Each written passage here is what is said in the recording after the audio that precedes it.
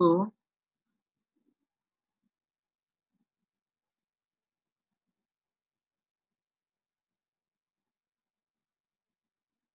Slide শোটা দেখা যাচ্ছে?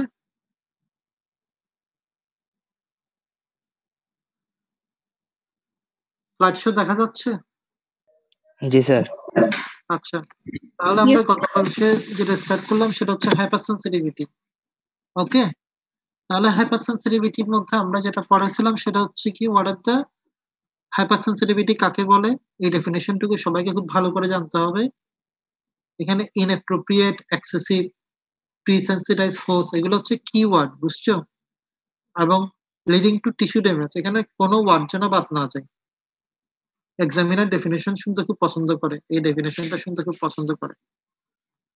সো হাইপার সেনসিটিভিটি টাইপগুলো আমরা পড়ছি যে টাইপ 1, 2, 3, 4 হুমস এন্ড জেল ক্লাসিফিকেশনে anaphylactic, cytotoxic, immune complex mediated এবং ডিলাই। তারপরে according to onset of action সম্পর্কে বললাম ইমিডিয়েট, ডিলেড, যার মধ্যে 1, 2, 3 হচ্ছে কি ইমিডিয়েট, বাকিটা হচ্ছে ডিলেড। আবার দেখা গেল যেগুলো ইমিডিয়েট টাইপ 1, 2, 3 ওগুলো আবার অ্যান্টিবডি মেডিয়েটেড। আর যেটা ডিলাইট ওটা হচ্ছে সেল মেডিয়েটেড।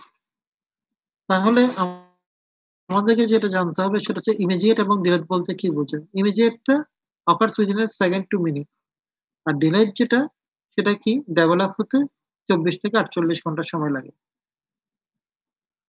সো টাইপ 1 বা ইমিডিয়েট হাইপার সেনসিটিভিটির ক্যারেক্টারিস্টিক মেইন ক্যারেক্টারিস্টিক হচ্ছে কি এটা ইমিউনোগ্লোবুলিন ই মেডিয়েটেড। এখানে ইমিউনোগ্লোবুলিন ই খুব গুরুত্বপূর্ণ রোল প্লে করে। আর আমাদের মোস্টলি যেসব অ্যালার্জিক কন্ডিশন গুলো আমরা এনকাউন্টার করি এগুলা মোস্টলি হচ্ছে গিয়ে টাইপ 1 হাইপার সেনসিটিভিটি বা ইমিডিয়েট হাইপার সেনসিটিভিটি। তো ইমিডিয়েট হাইপার সেনসিটিভিটি যখন আমরা পড়তে যাই তখন একটা সেলের নাম চলে আসে সেটা হচ্ছে গিয়ে মাস্ট সেল, বেসোফিল এবং মাস্ট সেল। তার মধ্যে মাস্ট সেলটা বেশি গুরুত্বপূর্ণ। সে বিভিন্ন টিস্যুতে থাকে, বিভিন্ন টিস্যুতে থাকে। আমার সব অর্গানের যতগুলো অর্গান আছে তার ম্যাক্সিমাম অর্গানে সে লোকেটেড। ওকে? সো কোনো একটা অ্যালার্জেন, কমন অ্যালার্জেনে কেউ এক্সপোজার হলো, আমরা জানি না আমাদের কিসের প্রতি আমাদের কার অ্যালার্জি আছে। ঠিক আছে? আমরা কেউ জানি না। যেমন আমাকে আমাকে যদি মশা কামড় দেয়, দেখা যায় যে প্রচুর পরিমাণ আমার র্যাশ ডেভেলপ করে, ফুলে যায়। মানে এটা আসলে আমার ফ্যামিলি কারো নাই। মশা কামড় দিল আচ্ছা ঠিক আছে। একটু লালচে থাকে, কিছুক্ষণের মধ্যে ডিমিনিশ হয়ে যায়। কিন্তু আমার দেখা যায় যে এটা সোয়েল আপ হয়ে যায়। যেখানে মশা কামড় দেয় সেখানে আমার সোয়েল আপ হয়ে যায়। সো এটা হয়তো আমার হাইপার সেনসিটিভিটি আছে। তো অনেকের অনেক কিছুর মধ্যে আমার বড় বোনের ও ইলিশ মাছ খেলে কিছুক্ষণ বাদে স্কিনের মধ্যে একটা লালচে দাগ চলে আসে, র্যাশ চলে আসে। বিশেষ করে ফেসের রিজিয়নে। খেলে মুখ চুলকায়। তো এই ধরনের অ্যালার্জিক কন্ডিশন আমাদেরও আছে, তোমাদেরও আছে, আমাদের কার কি আছে আমরা এটা জানি না। এমন অনেক অ্যালার্জিক সাবস্টেন্স আছে যেগুলোর এক্সপোজারে হয়তো আমরা যাইনি। ঠিক আছে? অ্যানেস্থেটিক এজেন্ট যেটা তুমি দাঁত ফেলার জন্য ইউজ করবা, ওই অ্যানেস্থেটিক এজেন্টের কোনো পেশেন্টের কিন্তু হাইপার সেনসিটিভিটি থাকতে পারে। ঠিক আছে? সো আমাদেরকে কিন্তু কোনো কিছু এপ্লাই করার আগে, কোনো পেশেন্টের কাছে কোনো কিছু এপ্লাই করার আগে এটলিস্ট কিছু হিস্ট্রি নিতে হয়। তার ড্রাগ হিস্ট্রিটা নিতে হয় যে এই ড্রাগ খাওয়ার পরে আপনার পূর্ববর্তী কোনো সমস্যা হয়েছিল কিনা। এটা ইম্পোর্টেন্ট। ঠিক আছে? মানে সে জানুক বা না জানুক তোমাকে জিজ্ঞেস করতে হবে। কখনো যদি কখনো আ কি বলবো আইনের ফাঁদে পড়ো তখন এই কোয়েশ্চেন গুলো আসবে। যে আপনি জিজ্ঞেস করছিলেন কিনা এটলিস্ট। যে আপনি অ্যানেসথেসিয়া দিচ্ছেন রোগীকে লোকাল অ্যানেসথেসিয়া দিয়ে দাঁত ফেলবেন? আপনি উনার থেকে কি কনসেন্ট নিচ্ছেন? উনাকে জিজ্ঞেস করছেন যে লোকাল অ্যানেসথেসিয়া আগে কখনো ব্যবহার হচ্ছিল কিনা? বা ব্যবহার হলে এটা কোনো আপনার অ্যালার্জিক রিঅ্যাকশন করছিল কিনা? তো এটা জিজ্ঞেস করা তোমার দায়িত্ব। সে আনসার করতে পারুক বা না পারুক। ওকে? সো এই type 1 hyper sensitivity common allergen যেগুলো আছে, ওই অ্যালার্জেনের এক্সপোজার এ গেলে ১ম এ যেটা হয় একটা সেনসিটাইজেশন হয়। ঠিক আছে? দ্যাট মিনস ১ম বার এক্সপোজার হলো, এক্সপোজার হওয়ার পরে অ্যান্টিজেন টুকু কি করলো? এন্টার করলো এবং প্রসেসিং এর মাধ্যমে প্রেজেন্ট হলো। প্রেজেন্ট হওয়ার পরে হেল্পার টি সেল কি করলো? বি সেলকে স্টিমুলেশন দিয়ে ইমিউনোগ্লোবুলিন তৈরি করবে। তো ১ম এ যে ইমিউনোগ্লোবুলিনটা তৈরি হয় সেটা ইমিউনোগ্লোবুলিন এম। পরবর্তীতে এই ইমিউনোগ্লোবুলিন এমটাই কনভার্টেড হয়ে ইমিউনোগ্লোবুলিন ই এ রূপান্তরিত হয়। এটাকে বলা হয় ক্লাস সুইচিং। আর ইমিউনোগ্লোবুলিন ইটা কি করে? বেসোফিল এবং মাস্ট সেলের রিসেপ্টরের সাথে গিয়ে বাইন্ড করে। তারপরে সেম অ্যালার্জেন, সেম অ্যান্টিজেনটা আবার প্রবেশ করলো। তাহলে কি হবে? ওই অ্যান্টিজেনটা দেখা যায় যে ইমিউনোগ্লোবুলিন ই এর সাথে বাইন্ড করে। রিসেপ্টর লাইগ্যান্ড, ঠিক আছে? তো ইমিউনোগ্লোবুলিন ই এর সাথে বাইন্ডিংটা একটা স্পেসিফিক প্যাটার্নের হয়। ক্রস লিঙ্কেজ বলি এটাকে আমরা। তাহলে ক্রস লিঙ্কেজ হলো, ক্রস লিঙ্কেজ হওয়ার পরে যেটা হলো যে ডিগ্রানুলেশন অফ মাস্ট সেল। সে আগে থেকে সেন্সিটাইজ হয়েছিল। প্রথমবার যখন ইমিউনোগ্লোবুলিন ই এন্টার করলো, তার সারফেসে করলো, বাইন্ড করলো, তখন সে ছিল সেন্সিটাইজ। কমন অ্যালার্জেনটা আবার প্রবেশ করলো। এই সেন্সিটাইজ মাস্ট সেলটা কি করলো? ডিগ্রানুলেশনের মাধ্যমে তার বিভিন্ন রকম কেমিক্যাল মেডিয়েটর রিলিজ করলো। হিস্টামিন, লিউকোট্রিন, প্রোস্টাগ্ল্যান্ডিন ইত্যাদি। আর এই কেমিক্যাল মেডিয়েটর গুলা অতিরিক্ত পরিমাণ, ডিগ্রানুলেশন মানে এখানে হচ্ছে অতিরিক্ত পরিমাণে রিলিজ হয়।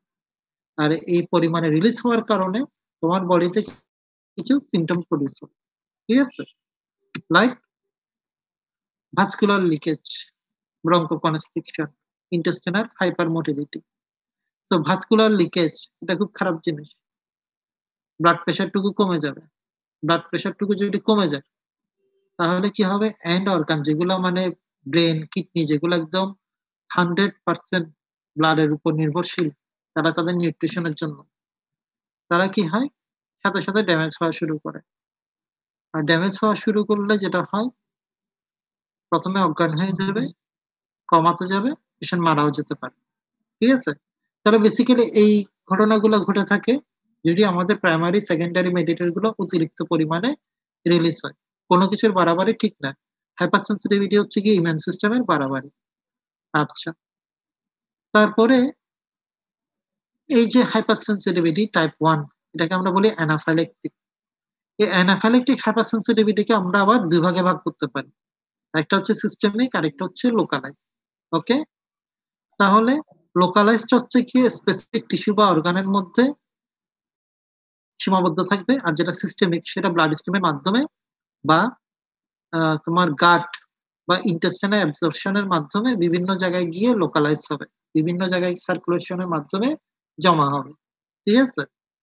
তো সিস্টেমিক মানে হচ্ছে গিয়ে একটা সাবস্টেন্স ব্লাডে যাবে এবং ব্লাড থেকে অন্যান্য কোনো অর্গানে, দূরবর্তী অর্গানগুলোতে চলে যাবে। এটাকে সিস্টেমিক বলবো তুমি। আচ্ছা। তাহলে এখন দেখো যে সিস্টেমিক টাইপ 1 হাইপারসেনসিটিভিটি, ওটারও একটা নাম আছে। সিস্টেমিক টাইপ 1 হাইপারসেনসিটিভিটির নাম হচ্ছে অ্যানাফাইল্যাক্সিস। ওকে? তাহলে হাইপারসেনসিটিভিটিকে আমরা ৪ ভাগে ভাগ করছিলাম। টাইপ 1, 2, 3, 4। টাইপ 1 এর নাম হচ্ছে অ্যানাফাইল্যাক্টিক। এই অ্যানাফাইল্যাক্টিক হাইপারসেনসিটিভিটিকে আমরা আবার ২ ভাগে ভাগ করছি। একটা হচ্ছে সিস্টেমিক, একটা হচ্ছে লোকালাইজড। সিস্টেমিকের একটা সুন্দর নাম দেওয়া হয়েছে, তার নাম হচ্ছে অ্যানাফাইল্যাক্সিস। ওকে? সো এই সিস্টেমিক টাইপ 1 হাইপারসেনসিটিভিটি যেটা আছে, এটা আসলে একটু ভীতিকর। কারণ আমরা যে পেশেন্ট যেগুলো মারা যায় হাইপারসেনসিটিভিটিতে, তারা সিস্টেমিক টাইপ 1 হাইপারসেনসিটিভিটিতেই মেইনলি মারা যায়। যেমন কিছু, কিছু ড্রাগ আছে, যেমন আমাদের পেনিসিলিন একটা কমন ড্রাগ। এটার ক্ষেত্রে অনেকে হাইপারসেনসিটিভ। আরেকটা হচ্ছে বাইট অফ হানিবি, বলতার কামড়ে মানুষের মৃত্যু। তোমাদেরকে তো আগেই বলছিলাম। তাহলে এই যে ড্রাগ, একজন মানুষ হয়তো এই পেনিসিলিন ড্রাগটা প্রথমবার পাইলো। প্রথমবারে তার কোনো সমস্যা হয়নি। সে কি হলো? সেনসিটাইজ হয়ে গেল। দ্বিতীয়বার যখন কি হলো? বা প্রথমবারে সমস্যা হলো, কোনো মাইল্ড সমস্যা হয়েছিল। দ্বিতীয়বার যখন তার শরীরে পেনিসিলিন পড়লো, তখন একটা সিভিয়ার কন্ডিশন ক্রিয়েট হলো। সেটা হচ্ছে অ্যানাফাইল্যাক্সিস। এবং আল্টিমেটলি যেটা হলো, এই ছবিটা, এটা ডেভিডসন মেডিসিন থেকে নেওয়া, খুব সুন্দর একটা ছবি। যার কারণে দেখা গেল যে সেকেন্ড টাইম এক্সপোজারে ওই তোমার প্রচুর পরিমাণে হিস্টামিন, প্রোস্টাগ্ল্যান্ডিন, লিউকোট্রিন গুলো রিলিজ হয়ে পেশেন্টের কি করলো? ভাস্কুলার পারমিয়াবিলিটি বাড়ায় দিল, ব্লাড প্রেশারটুকু ফল করলো। ব্লাড প্রেশার ফল করার কারণে কি হলো? দেখো পেশেন্ট অজ্ঞান হয়ে গেল। এবং এই যে কমা লাইক কন্ডিশন, এটা যদি ২-৩ মিনিট পারসিস্ট করে, পেশেন্ট মারা যাবে। ঠিক আছে? তো এখানে যে ছবিটুকু দেখাচ্ছে, এটা টাইপ 1 হাইপারসেনসিটিভিটি সিস্টেমিক যেটা, সেটাকে ইন্ডিকেট করে। এটাকে আমরা অ্যানাফাইল্যাক্সিস হিসেবে উল্লেখ করবো, অ্যানাফাইল্যাক্সিস। ঠিক আছে? তো এখানে একটা যেটা দেখালো যে বলতার কামড়ে মানুষের মৃত্যু। ঠিক আছে? তাহলে বলতে যে টক্সিক সাবস্টেন্স টুকু রিলিজ করে, এইরকম সিমিলার কোন সাবস্টেন্স সে আগে কোন এক্সপোজারে আসছিল কিনা? যদি এসে থাকে তাহলে সে কিন্তু সেনসিটিভ হয়ে থাকলো। দ্বিতীয়বার এই সাবস্টেন্স টুকু প্রবেশ করলো বডিতে। তাহলে দেখা গেল কি এই কমা লাইক কন্ডিশন, যেখানে ভাস্কুলার লিকেজের কারণে ব্লাড প্রেশার কমে যাচ্ছে। ব্লাড প্রেশার কমে যাওয়ার কারণে তোমার অর্গান ট্রান্সফিউশন, অর্গান পারফিউশন গুলো কমে যাচ্ছে। আর এর পাশাপাশি দেখা যাচ্ছে যে ইন্টেস্টিনাল হাইপারমোটিলিটি, দ্যাট মিনস যেসব ফ্লুইড যেগুলো ছিল সেগুলোও কিন্তু বের হয়ে যাচ্ছে। একে তো ব্লাড প্রেশার কমে যাচ্ছে, তার মধ্যে ফ্লুইড যেগুলো ছিল সেগুলোও ইন্টেস্টিনাল হাইপারমোটিলিটির কারণে বের হয়ে যাচ্ছে। তাহলে ব্লাড প্রেশার আরো ফল করবে। তো পেশেন্টকে আসলে ওই সময় ইমিডিয়েট ম্যানেজমেন্ট না করলে বাঁচানোটাই কঠিন। ঠিক আছে? তাহলে এই ছবিটুকু তোমরা যদি মনে রাখো, এখান থেকে অনেক কিছু আনসার করতে পারবে। তাহলে এই যে একটা কন্ডিশন, এটাকে আমরা বলতেছি সিস্টেমিক টাইপ 1 হাইপারসেনসিটিভিটি বা অ্যানাফাইল্যাক্সিস। ঠিক আছে? আর এটা হচ্ছে ইমিউনোগ্লোবুলিন ই মেডিয়েটেড। ওকে? তো এই অ্যানাফাইল্যাক্সিস কে কেন্দ্র করে আরেকটা কন্ডিশন আছে, সেটা হচ্ছে অ্যানাফাইল্যাক্টোয়েড রিঅ্যাকশন। ওকে? একদম অ্যানাফাইল্যাক্টোয়েড রিঅ্যাকশন, এটা পরীক্ষায় জিজ্ঞেস করে what is the difference between anaphylaxis and anaphylactoid reaction. তোমাদেরকে আমি এখন যে ছবিটুকু দেখালাম, অ্যানাফাইল্যাক্সিস এবং অ্যানাফাইল্যাক্টোয়েড রিঅ্যাকশন দুটাতে একই ঘটনা ঘটে। মানে পেশেন্টের ব্লাড প্রেশার কমে যাবে, অজ্ঞান হয়ে যাবে, ইন্টেস্টিনাল হাইপারমোটিলিটি দেখা যাবে ইত্যাদি। কিন্তু অ্যানাফাইল্যাক্সিসটা হচ্ছে ইমিউনোগ্লোবুলিন ই মেডিয়েটেড, আর অ্যানাফাইল্যাক্টোয়েড রিঅ্যাকশনটা not immunoglobulin E mediated, rather অন্য কোনো সাবস্টেন্স দ্বারা একই রকম কন্ডিশন ক্রিয়েট হচ্ছে। তো অ্যানাফাইল্যাক্সিস এবং অ্যানাফাইল্যাক্টোয়েড দুইটার মধ্যে বেসিক ডিফারেন্স হচ্ছে কি ক্লিনিক্যালি দুটোটা সেম থাকবে, কিন্তু অ্যানাফাইল্যাক্সিসটা ইমিউনোগ্লোবুলিন ই মেডিয়েটেড আর অ্যানাফাইল্যাক্টোয়েড রিঅ্যাকশনটা not immunoglobulin E mediated. Okay? এই দুটো বেসিক পয়েন্ট তোমাদেরকে খুব ভালো করে মনে রাখতে হবে, পরীক্ষাটা জিজ্ঞেস করে।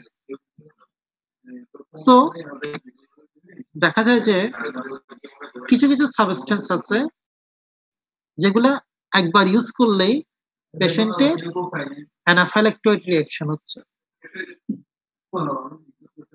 ঠিক আছে? এটা ইমিউনোগ্লোবুলিন ই মেডিয়েটেড না। যেমন ধরো আয়োডিনেটেড কন্ট্রাস্ট মিডিয়া, তোমরা হয়তো রেডিওলজি ইমেজিং এই শব্দটুকু শুনছো, এক্স-রে শব্দটুকু শুনছো। তো এক্স-রে করার জন্য আমরা কিছু ডাই ইউজ করি, ওগুলোকে বলা হয় আয়োডিনেটেড কন্ট্রাস্ট মিডিয়া। ঠিক আছে? এই ডাইগুলা ইউজ করার পরে আমরা যে ইমেজিং গুলা নিই, ছবিগুলা নিই, এক্স-রে, সিটি স্ক্যান, যে ছবিগুলা নিই, ওই ছবিগুলো খুব বেটার আসে, খুব সুন্দর আসে, যার কারণে ডিজিজ গুলাকে আইডেন্টিফাই করা একটু ইজি হয়ে যায়। ঠিক আছে?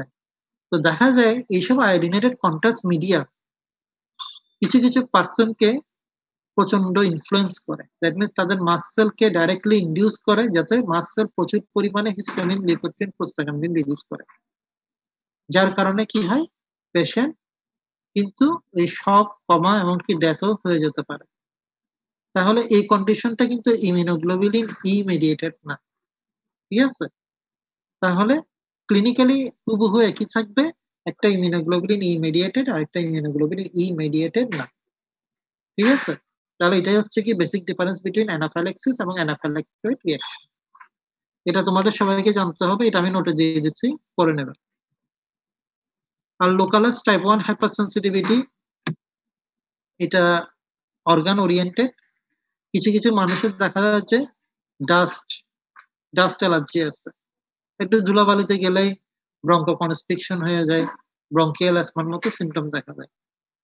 আবার কিছু কিছু মানুষের যেটা বললাম, বাদামের প্রতি, বিভিন্ন রকম মাছের প্রতি, সামুদ্রিক মাছের প্রতি অ্যালার্জি আছে, যার কারণে গ্যাস্ট্রোএন্টেরাইটিস উইথ আর্টিকেরিয়া হয়। কেউ কি আমাকে বলতে পারবে গ্যাস্ট্রোএন্টেরাইটিস কি জিনিস? এখানে আসলে কি হয় বলতে পারবা? এটা তোমাদের অনেকে এনকাউন্টার করছো স্টুডেন্ট লাইফে, তোমরা এখনো এনকাউন্টার করছো বা ভবিষ্যতেও এটা করবা। তো এই যে গ্যাস্ট্রোএন্টারাইটিস কি জিনিস বলতে পারবা কেউ? গ্যাস্ট্রোএন্টারাইটিস, গ্যাস্ট্রো বলতে আমরা কোন শব্দটুকু মনে ইনফ্লামেশন হয়, ডায়রিয়া হয় স্টমাকে। আচ্ছা, গ্যাস্ট্রো বলতে প্রথমে স্টমাক শব্দটুকু চলে আসে, হ্যাঁ। আর এন্টারাইটিস মানে হচ্ছে কি ইন্টেস্টাইনাল ইনফ্লামেশন, গ্যাস্ট্রাইটিস, এন্টারাইটিস। তবে এখানে যেটা হয়ে থাকে সেটা হচ্ছে কি vomiting followed by diarrhoea. Gastroenteritis প্রথমে বমি হবে, তারপরে ডায়রিয়া হবে। এই কন্ডিশনটাকে তুমি বলবা গ্যাস্ট্রোএন্টারাইটিস। ওকে। আর আর্টিকেরিয়া হচ্ছে কি স্কিন অ্যালার্জি। অ্যাকচুয়ালি আর্টিকেরিয়া যদি বলতে যাই অনেক কথা বলা হয়ে যাবে, তাহলে একটা কথা মনে রাখো, এটা একটা skin allergy. So localised type 1 hypersensitivity just একটু রিডিং দিয়ে রাখবা, এখান থেকে তেমন কোনো কিছু জিজ্ঞেস করার নাই। কিন্তু অ্যানাফাইল্যাক্সিস এবং অ্যানাফাইল্যাক্টিক রিঅ্যাকশন এটা তোমাদের ভালো করে জানতে হবে, এটা পরীক্ষার জন্য ইম্পর্টেন্ট। সো আরেকটা ছোট শর্ট নোট হিসেবে আসে, সেটা হচ্ছে অ্যাটোপি। অ্যাটোপি কি? কিছু কিছু ফ্যামিলির মানুষের দেখা যায় যে শরীরে ইমিউনোগ্লোবুলিন ই এর পরিমাণ একটু বেশি থাকে। সেরাম ইমিউনোগ্লোবুলিন ই এর পরিমাণ বেশি থাকে। ঠিক আছে? এবং ওইসব মানুষের কিছু ডিজিজ দেখা যায়। এই ফিভার, অ্যাজমা, একজিমা, আর্টিকেরিয়া এগুলো সব অ্যালার্জিক কন্ডিশন। ঠিক আছে? তো হেই ফিভার হচ্ছে কি অ্যালার্জিক রাইনাইটিস। অনেক মানুষের দেখা যায় যে শীতকাল আসলেই প্রচুর পরিমাণে নাক দিয়ে পানি পড়ে। নাক লাল হয়ে যায়, নাক দিয়ে পানি পড়ে। ঠিক আছে? Allergic rhinitis. ঠিক আছে?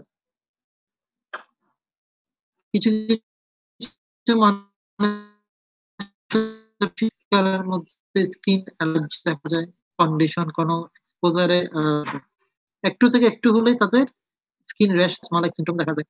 তো এগুলো দেখা যায় যে কিছু, কিছু মানুষের শরীরে ইমিউনোগ্লোবুলিন ই এর পরিমাণটা একটু বেশি থাকে। বেশি থাকার কারণে এই ক্লিনিক্যাল সিম্পটম গুলা বা ডিজিজ গুলা দেখা যায়। সো এটা কি স্ট্রং ফ্যামিলিয়ার প্রিডিসপোজিশন, মানে এটা জেনেটিক প্রিডিসপোজিশন টু এই সমস্যা, যে তাদের শরীরে ইমিউনোগ্লোবুলিন ই বেশি থাকবে এবং ইমিউনোগ্লোবুলিন ই বেশি থাকার কারণে তার কিছু ডিজিজ হওয়ার সম্ভাবনা বেড়ে যায়।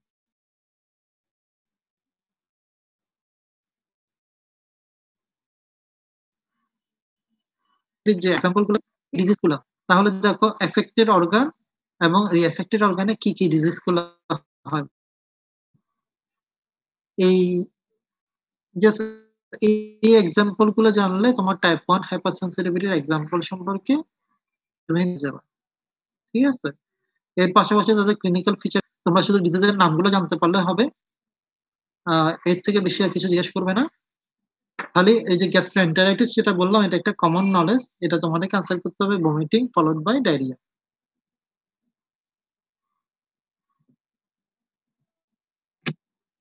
তাহলে টাইপ 1 হাইপারসেনসিটিভিটি থেকে আমরা কি পড়লাম এবং কি জানলাম? টাইপ 1 হাইপারসেনসিটিভিটির মধ্যে সবথেকে ইম্পর্টেন্ট হচ্ছে গিয়ে প্যাথোজেনেসিসটা। প্যাথোজেনেসিসটা এত সুন্দরভাবে গোছানো আছে বইতে, পরীক্ষার মধ্যে এটাই বেশি আসে। ঠিক আছে? তো প্যাথোজেনেসিসটা জানার পরে প্রথমে ডেফিনিশন জানবা, তারপরে প্যাথোজেনেসিস জানবা। প্যাথোজেনেসিস অফ টাইপ 1 হাইপারসেনসিটিভিটি ৩ টা ফেজে ভাগ করে আনসার করতে হবে। তারপরে যেটা আসে কেমিক্যাল মেডিয়েটর গুলোর নাম, প্রাইমারি, সেকেন্ডারি। তো প্রাইমারির মধ্যে এই যে হিস্টামিন, হেপারিন, সেরোটোনিন এই কয়েকটা নাম মনে রাখো।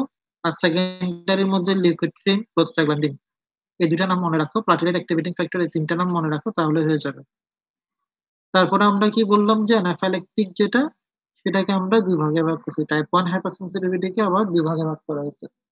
একটা হচ্ছে সিস্টেমিক, আরেকটা হচ্ছে লোকালাইজড। ওকে?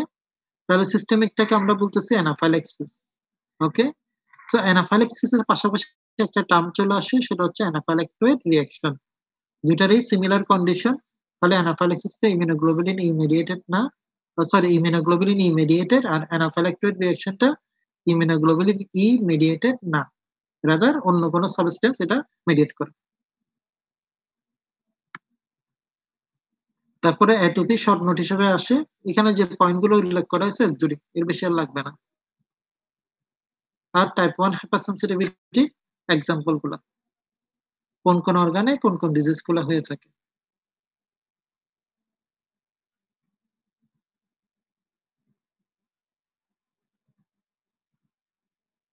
তোমাদের আজকে হচ্ছে বৃহস্পতি, তোমাদের সাথে আমরা কয়টা ক্লাস পাচ্ছি? স্যার এটা মেবি লাস্ট ক্লাস হতে পারে। এটা লাস্ট ক্লাস তাই না? দাঁড়াও 26 তারিখের পরে সানডে একটা ক্লাস আছে স্যার। সানডে একটা ক্লাস তো, তাহলে আমি টাইপ 2 হাইপারসেনসিটিভিটি দিয়ে তোমার ওই ক্লাসটুকু কমপ্লিট করে দিচ্ছি। হ্যাঁ, টাইপ 2 হাইপারসেনসিটিভিটি আজকে আমরা একটুখানি পড়বো আর পরবর্তী ক্লাসে পড়াই কমপ্লিট করে দেবো। টাইপ 1 টাইপ 2 হয়ে গেলে তো এরপরে টাইপ 3 আর 4 থাকবে। ঠিক আছে, তাহলে সেটা তোমাদের পরীক্ষার পরে বা পরবর্তী ক্লাসগুলোতে দেখা যাবে। সো টাইপ 1 হাইপারসেনসিটিভিটি যেটা বললাম এটাই বেশি ইম্পর্টেন্ট। পরে টাইপ ওইটা সম্পৃক্ত। ঠিক আছে, কমপ্লিমেন্ট সিস্টেমই অ্যাকচুয়ালি টাইপ 2 হাইপারসেনসিটিভিটিটাকে মিডিয়েট করে। সো যেহেতু কমপ্লিমেন্ট সিস্টেম তোমরা পড়ছো, আশা করি তোমাদের জন্য কঠিন হবে না। সো টাইপ 2 হাইপারসেনসিটিভিটি এটা একটু দেখো, এটা একটু বুঝে বুঝে এগাতে হবে। এখানে অনেকগুলো মেকানিজম ইনভলভ। ওকে,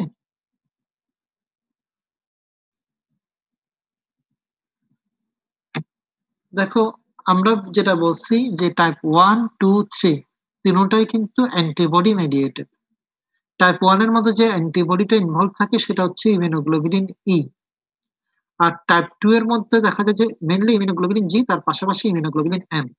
ঠিক আছে, সো এখানে যেটা হচ্ছে আলটিমেটলি হাইপারসেনসিটিভিটিতে যেটা হয় টিস্যু ড্যামেজ হয়। ঠিক আছে, তো এখানে অ্যান্টিবডির পাশাপাশি টিস্যু ড্যামেজ করার জন্য আমাদের কমপ্লিমেন্ট সিস্টেম গুলোও দায়ী। ওকে, তোমরা তো জানো কমপ্লিমেন্ট সিস্টেম আলটিমেটলি কি করে, তারা মেমব্রেন একটা কমপ্লেক্স ফর্মেশন করে একটা সেলকে ড্যামেজ করে।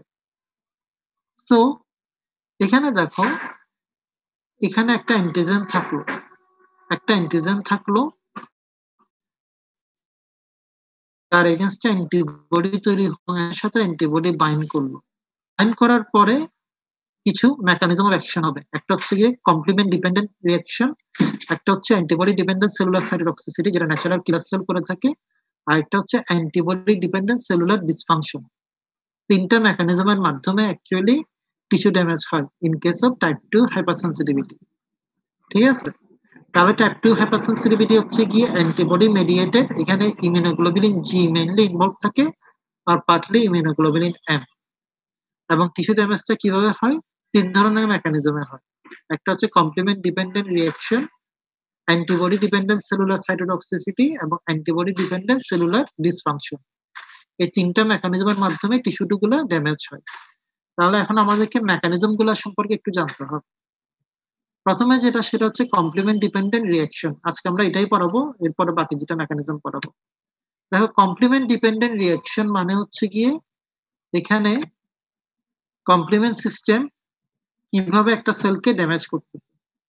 ঠিক আছে, তো তোমরা জানো কমপ্লিমেন্ট সিস্টেম আলটিমেটলি ড্যামেজ করে মেমব্রেন একটা কমপ্লেক্স ফর্মেশনের মাধ্যমে, এবং এর পাশাপাশি কমপ্লিমেন্টের কিছু বাই প্রোডাক্ট থাকে C3A 4A 5A। ঠিক আছে, C3B। তো ওগুলোরও কিছু ইনভলভমেন্ট থাকে টিস্যু ডিস্ট্রাকশনের পিছনে।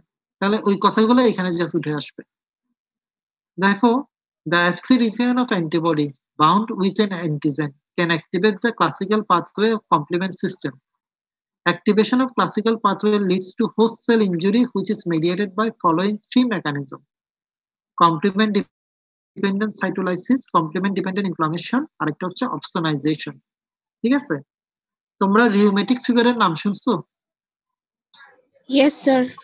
রিউমেটিক ফিভার সম্পর্কে আমরা কিছু কথা বলছিলাম তোমাদেরকে, যে যেমন শীতকালে অনেকে গলা ব্যথা হয়, সোর থ্রোট, ঠিক আছে, বা ফেরিনজাইটিস। তো এই সোর থ্রোট বা ফেরিনজাইটিসের জন্য যে ব্যাকটেরিয়াটা প্রধানত দায়ী সেটা হচ্ছে স্ট্রেপ্টোকক্কাস পায়োজেন্স। ঠিক আছে, সো স্ট্রেপ্টোকক্কাস পায়োজেন্স যখন সোর থ্রোট করে তার এগেনস্টে অ্যান্টিবডি তৈরি হয়। স্ট্রেপ্টোকক্কাস পায়োজেন্সের কাছে একটা প্রোটিন থাকে, তার নাম হচ্ছে এম প্রোটিন। ওই এম প্রোটিনের এগেনস্টে অ্যান্টিবডি তৈরি হয়। ঠিক আছে, এখন এই অ্যান্টিবডি তৈরি হওয়ার পরে সে এম প্রোটিনকে সার্চ করে কোথায় কোথায় এম প্রোটিন আছে। এখন দুর্ভাগ্যের বিষয় হচ্ছে কি আমাদের যে হার্ট ভালভ গুলো আছে, তোমরা তো কার্ডিওভাস্কুলার সিস্টেম পড়ছো, আমাদের হার্ট ভালভ আছে না? হার্ট তো সবাই পড়ছো তাই না? তোমাদের কারিকুলামে হার্ট আছে তো নাকি? ইয়েস স্যার জি স্যার। আছে। তাহলে হার্ট হার্ট যেহেতু পড়ছো তাহলে হার্ট ভালভের নাম তোমরা জানো, ইয়েস স্যার। বাইকাসপিড এবং ট্রাইকাসপিড।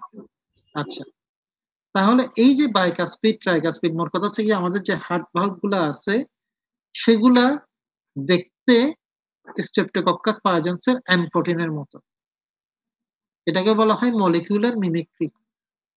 স্ট্রেপ্টোকক্কাস পায়োজেন্সের যে এম প্রোটিন গুলো আছে সেটার মতোই দেখতে, একই রকম কম্পোনেন্ট দিয়ে তৈরি হচ্ছে কি আমাদের হার্ট ভালভ গুলো। এখন দুর্ভাগ্যের বিষয় হচ্ছে কি স্ট্রেপ্টোকক্কাস পায়োজেন্সের এম প্রোটিনের এগেইনস্টে যে অ্যান্টিবডি গুলো তৈরি হলো, তারা এম প্রোটিনকে সার্চ করবে আর এম প্রোটিনের মতো দেখতে যতগুলো স্ট্রাকচার আছে সেগুলোর সাথে বাইন্ড করে ফেলবে অ্যান্টিবডি গুলো।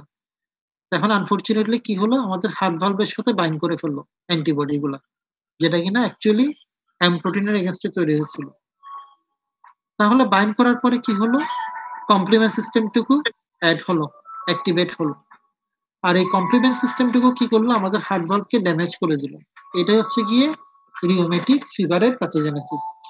এটা কিন্তু পরীক্ষায় খুবই ইম্পর্টেন্ট, পরীক্ষার জন্য এটা খুবই ইম্পর্টেন্ট, পরীক্ষায় সবাইকে জিজ্ঞেস করা হয় এটা।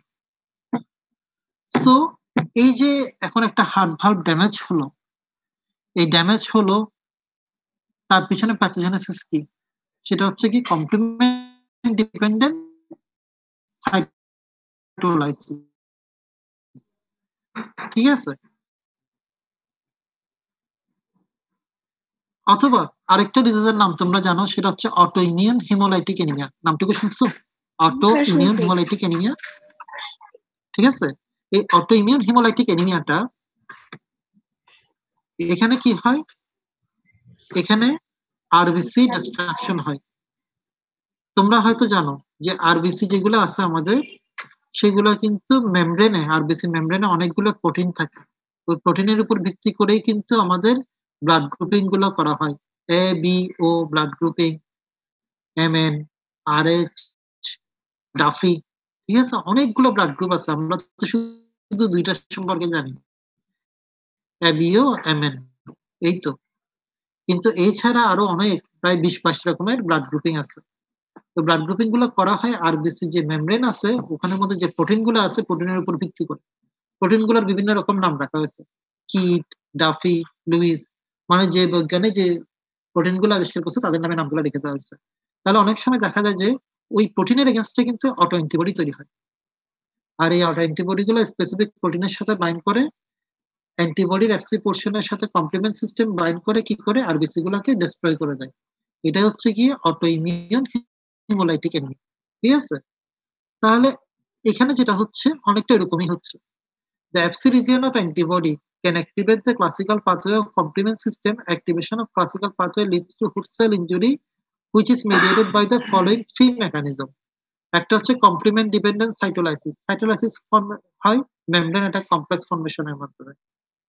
এরপর হচ্ছে কমপ্লিমেন্ট ডিপেন্ডেন্ট ইনফ্লামেশন, আরেকটা কি অপসোনাইজেশন।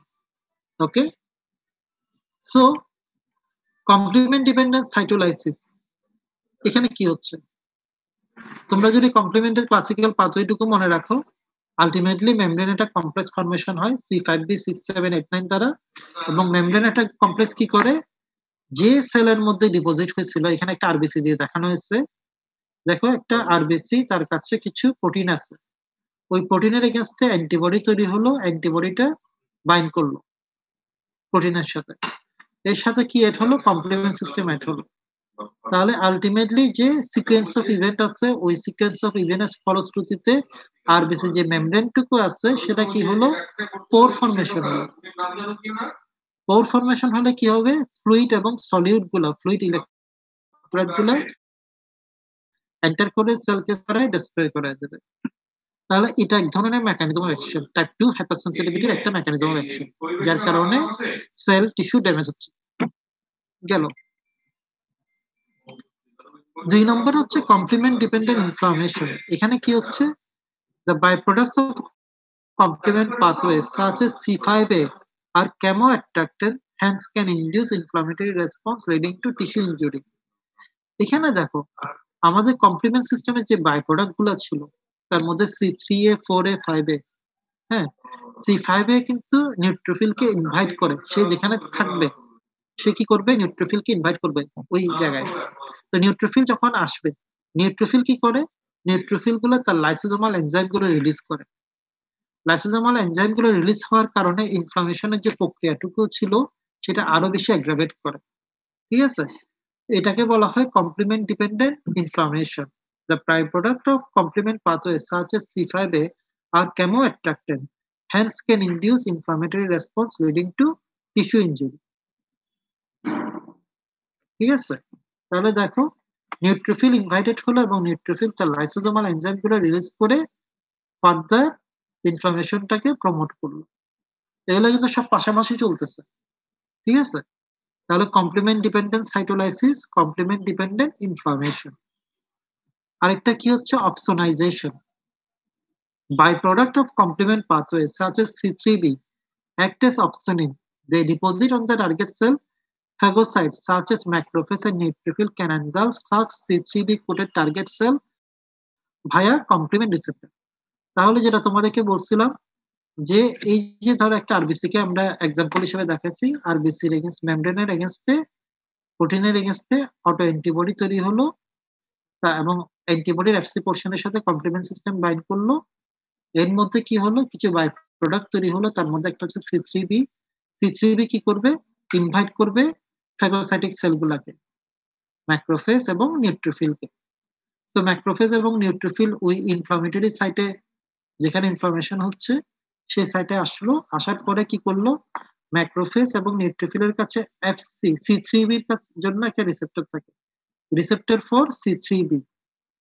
দ্যাট মিনস C3b যদি কোনো সাবস্টেন্সকে কোড করে ফেলে সেটাকে ফ্যাগোসাইটিক সেলগুলো ইজিলি এনগালফ করতে পারবে।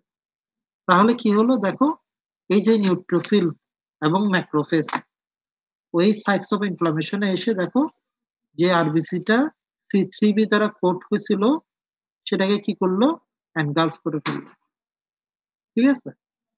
তাহলে এই কন্ডিশনটাকে বলা হচ্ছে অপসোনাইজেশন।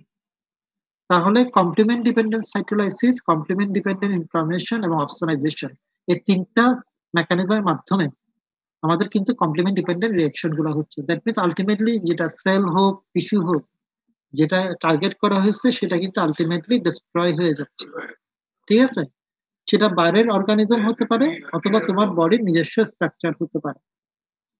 তো এই জিনিসগুলো আমরা অটো ইমিউনিটি ওখানে আমরা আরো বেশি করে জানবো। তাহলে আজকে আমরা যেটা জানলাম যে টাইপ 2 হাইপারসেনসিটিভিটি তিন ভাবে হয়ে থাকে, মেকানিজমটা তিন ভাবে হয়ে থাকে এবং আলটিমেটলি টিস্যু ইনজুরি হচ্ছে। তাহলে প্রথমে যেটা জানলাম সেটা হচ্ছে complement dependent reaction. Complement dependent রিঅ্যাকশনটুকু তিন ভাবে হচ্ছে, complement dependent cytolysis, complement dependent inflammation এবং অপসোনাইজেশন। তাহলে জাস্ট তোমাদেরকে এই পয়েন্টগুলো একটু মনে রাখতে হবে। নোট আমি প্রোভাইড করছি, আশা করি আমাদের যে ছবিগুলো প্রোভাইড করলাম ওই ছবিগুলোর সাথে মিলায় যদি নোটে পড়ো। ছবিগুলো আমি প্রোভাইড করতে পারি না নোটে, জাস্ট একটু মনে রাখো, তাহলেই তোমাদের আশা করি মনে রাখতে সুবিধা হবে, ঠিক আছে। তবে আমাদের যে টাইপ 1 এবং 2 এই দুটার মধ্যে টাইপ 1 এর মেকানিজম অফ অ্যাকশনটা সবথেকে বেশি আসে, ওকে। আর বাকিটা তোমাদেরকে মনে রাখতে হবে, এখান থেকে অনেক টেকনিক্যাল কোয়েশ্চেন করে, যেমন C5a কেমো অ্যাট্রাক্টেন্ট এই শব্দটুকু জানতে হবে। সে নিউট্রোফিলকে ইনভাইট করে, অথবা যেখানে C3b সে অপসোনাইজেশন হিসেবে কাজ করে, তাহলে সে কোন কোন সেলকে ইনভাইট করে, ফ্যাগোসাইটিক সেলগুলোকে, ঠিক আছে। তাহলে এই টেকনিক্যাল পয়েন্টগুলো তোমাদের মনে রাখতে হবে। সো পরবর্তীতে আমরা টাইপ 2 হাইপারসেনসিটিভিটির বাকিগুলো পড়ে শেষ করে দেবো, বেশিক্ষণ লাগবে না, 30 মিনিটের ক্লাস হবে সম্ভবত। তাহলে আজকে পার্সেন্টেজ দিয়ে তোমাদেরকে ছেড়ে দিচ্ছি।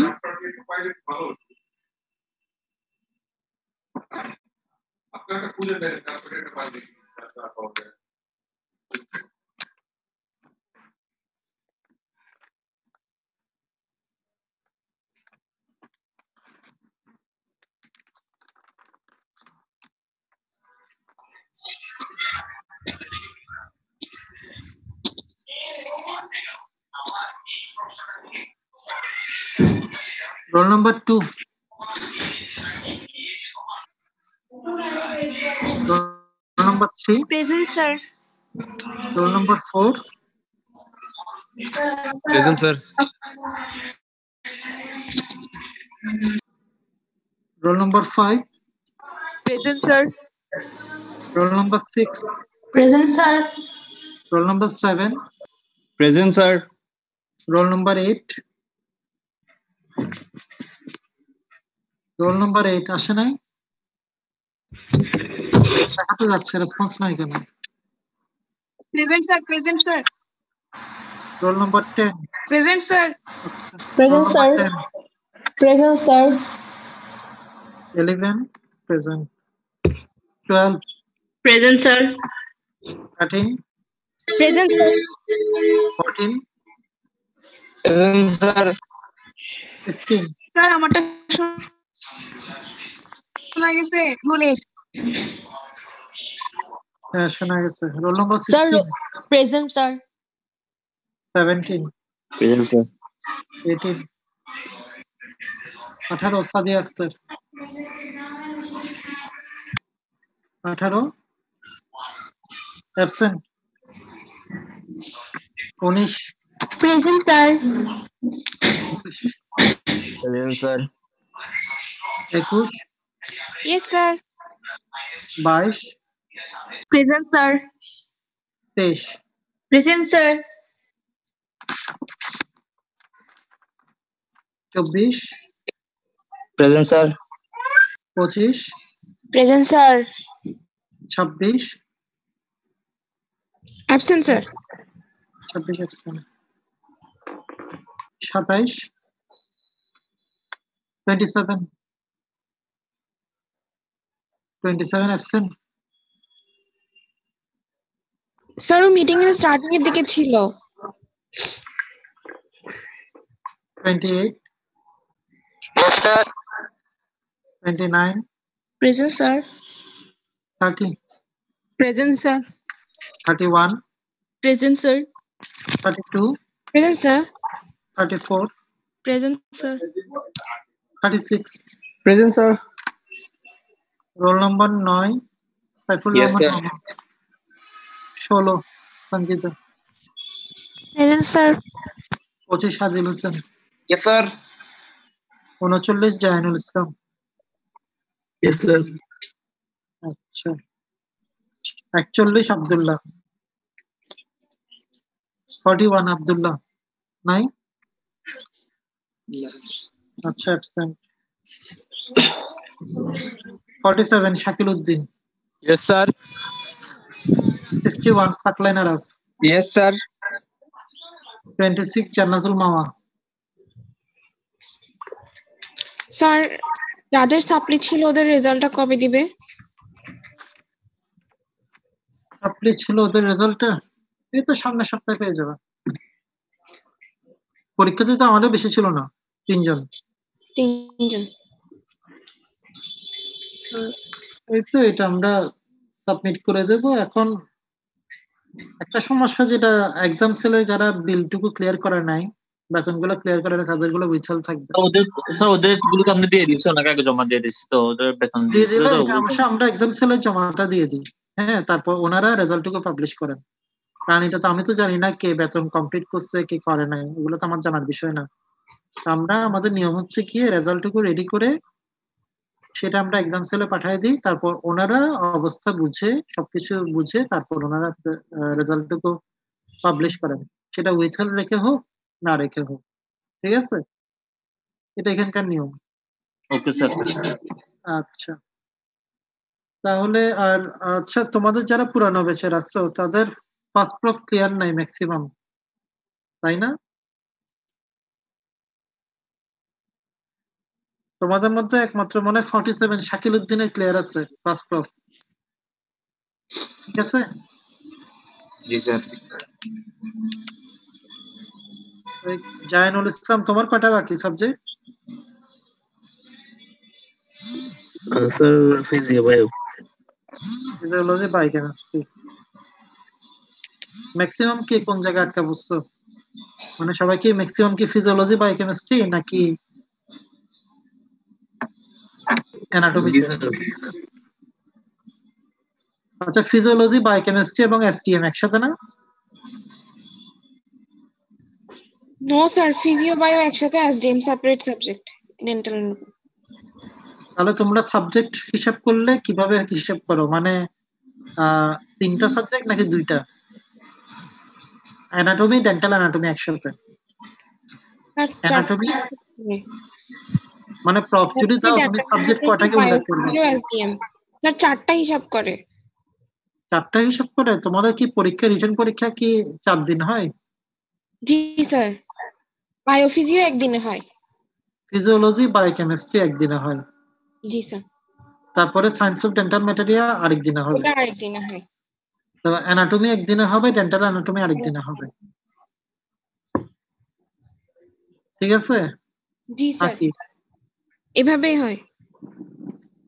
আর কেউ যদি এসটিএমএ খারাপ করে, সে এসটিএমএ খারাপ, অন্যগুলোর সাথে লিঙ্ক নাই। হ্যাঁ? অন্যগুলোর সাথে স্যার কোন ওই আনাসাই ও এসডিএম পরীক্ষাটাই সেপারেটলি দিবে।